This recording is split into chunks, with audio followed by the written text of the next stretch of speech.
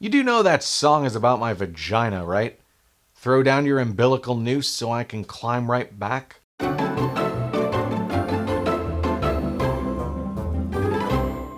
If there was one band from the 90s that I wish I could have seen perform live in person, it would have been Nirvana. The raw energy of the music, the unmistakable voice of Kurt Cobain, the long hair, these dudes were dope. Forming in 1987 in Aberdeen, Washington, Nirvana quickly rose to the top of the Seattle grunge scene. By 1989, their first studio-produced album, Bleach, was released by the label Sub Pop, and while being praised by music critics, album sales were slow, only reaching 40,000 units sold before the release of Nevermind 3 years later. Adding drummer Dave Grohl to the mix, Nirvana set out to record their sophomore release, Nevermind, with a much more polished and clean sound than the raw, chaotic offering of Bleach. This proved to be a much more successful formula, and Nirvana had achieved almost overnight critical and commercial success. In January 1992, Nevermind reached #1 on the US Billboard 200, selling almost 300,000 units a week. Damn!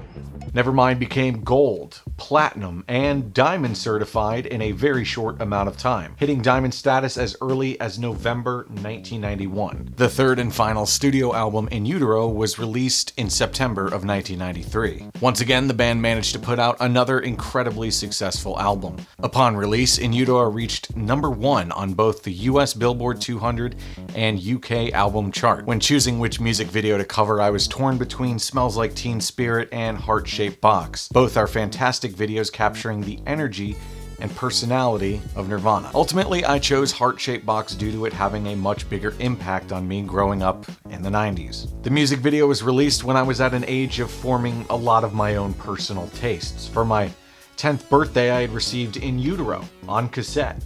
I had written a letter to Kurt Cobain asking if Nirvana could play at my school dance.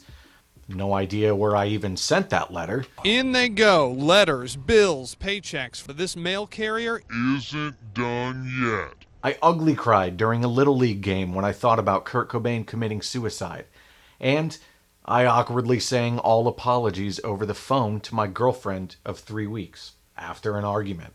All apologies.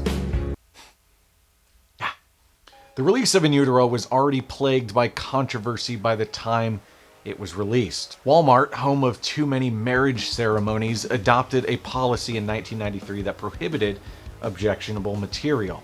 This meant that the album artwork for In Utero had to be reworked. Walmart, where you can purchase guns, violent video games, sexy movies, cigarettes, and canned sandwiches. Now, you might think that the idea of changing the artwork so it could be released at Walmart would be considered selling out. That was a phrase we heard all too often in the 90s, but there's a good reason behind that.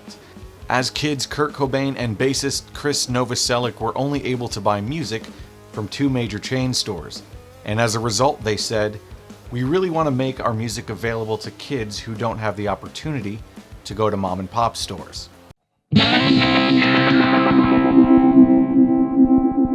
The vision for Heart-Shaped Box came mostly from Kurt Cobain himself. Dutch rock photographer Anton Courtney, probably said that wrong, was set to direct the video and worked very hard to capture Kurt's vision for Heart-Shaped Box. Anton said, "Kurt drew out images for the video. He would fax them to me. Kurt's ideas came fully formed along with the song.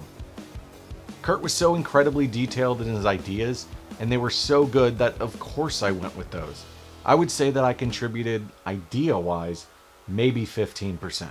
This video is similar in style and aesthetic to Black Hole Sun, and actually, come to think of it, this is another video with a band playing in a field. I don't know. This video has a very surreal feeling to it. An old man with a Santa Claus hat tied to a cross, a little girl wearing a KKK outfit, fake-ass crows, a large woman wearing a meat suit. Meat! Yeah, shit like that. This is a video that if my mom saw me watching it, she'd probably change the channel. I'm eating junk and watching rubbish. You better come out and stop me. The 90s embraced weird. Our food was weird, cartoons were weird, game shows were weird. So of course our music videos were no exception. Kurt wanted to shoot the video in Technicolor, the most widely used color process in Hollywood from 1922 to to 1952, a style that you would see in films like Wizard of Oz or The Adventures of Robin Hood. Since Technicolor wasn't an option, Anton said, "My producer and I devised an idea to shoot it in color, then transfer it to black and white, so the black and white would match the colors in gray tone, and then hand tint every single frame. That took weeks. It was a very long process, but it gave the video a particular look, a particular brightness for the colors. That process gives it an almost dreamlike look, and I am particularly fond of how blue it makes Kurt's eyes." What a babe.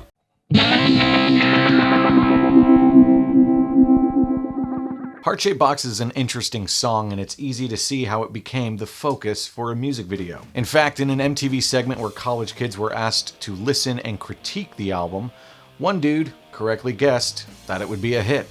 So very similar to the first album, and I got a couple songs that will be playing on the radio, are going to be hits.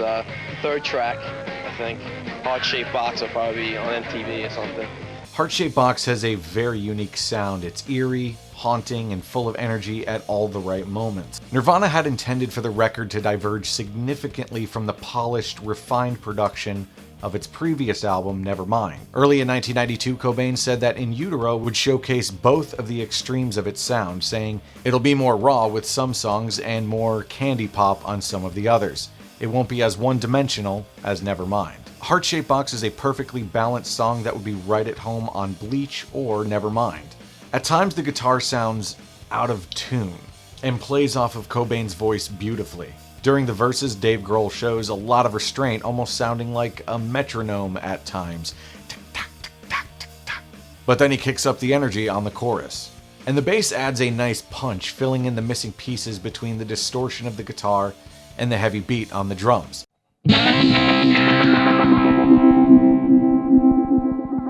Trying to get to the bottom of what the lyrics of Heart-Shaped Box are about has been an interesting and confusing mess. The theories cover everything from a song about Kurt's reaction to a TV segment he saw about children with cancer to Kurt and Courtney Love's relationship.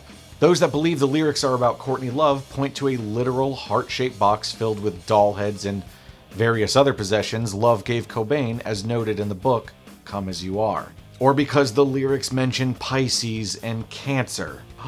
Kurt's a Pisces, and Courtney's a Cancer. It all makes sense. Another and perhaps more bizarre reason to believe that it had to do with Courtney Love comes from a tweet by Love herself, where she tells singer Lana Del Rey, after Del Rey had covered Heart-Shaped Box at a performance in Sydney, "You do know that song is about my vagina, right? Throw down your umbilical noose so I can climb right back." Oh, that's nasty. Regardless of the song's true meaning, the lyrics have some amazing imagery, and the music video itself complements the lyrics almost perfectly. In a segment on MTV that featured Nirvana reacting to college kids' critiques of the album, something stuck out to me quite a bit. We get a glimpse of Cobain's reaction to the song Rate Me, and how he was sick of people trying to dissect his lyrics and trying to find a deeper meaning than what he has presented. A couple of songs were pretty good. The fourth song, Rate Me, I was not too happy with that song. I found it kind of offensive. Let me repeat that, anti-rape song. I don't know, I just thought, got tired of people thinking, trying to put too much meaning into my lyrics, you know, being too, not making enough sense, you know, so I decided to be really blunt and bold. So, what do we believe? Is Heart-Shaped Box being looked at too deeply? Or is this song really about the very public and exhausting relationship Cobain had with Courtney Love? To me, it matters very little what the song actually means. Kurt had a way of expressing his thoughts on so many of his songs that were less ambiguous. And Heart-Shaped Box looks like it pulls from various sources and isn't a definitive song about one thing or another. You do know that song is about my vagina, right? Maybe, maybe not. Who knows? This two-part video series on the best rock music videos of the 90s was probably one of the most unintentionally emotional videos I have had to research for. All three bands covered, Blind Melon, Soundgarden, and Nirvana, have all tragically lost their frontmen. Shannon Hoon died at the age of 28, Kurt Cobain, age 27, and Chris Cornell at the age of 52 in 2017. Now, I will admit that Blind Melon really wasn't a band that I was super into when I was younger. I enjoyed the video for No Rain, but I really never bought any of their albums. I do, however, recognize the massive amount of talent that the band had, and Shannon Hoon's vocal work was incredible. Chris Cornell's death hit me pretty hard, and while I never got into his side project Audioslave, I did end up actually doing a deep dive of some of his solo performances that, holy shit, they were breathtakingly beautiful. He was such a talented artist, and he will be sorely missed. And finally, Kurt Cobain's death was probably the most impactful for me, especially at a young age. I made a joke about ugly crying during a baseball game after he died, and well, that's actually true, it happened. It was the first celebrity death that I felt emotional over. Maybe it was the realization that our idols are not immune to death. But after watching different videos on Cornell performing songs like Nothing Compares to You and Patience, it left me wondering what the future for Cobain would have looked like.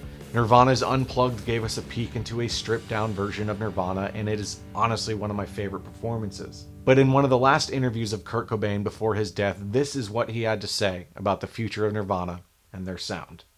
I'd really like to bring back new wave and breakdancing, you know, meld it to something, I don't know.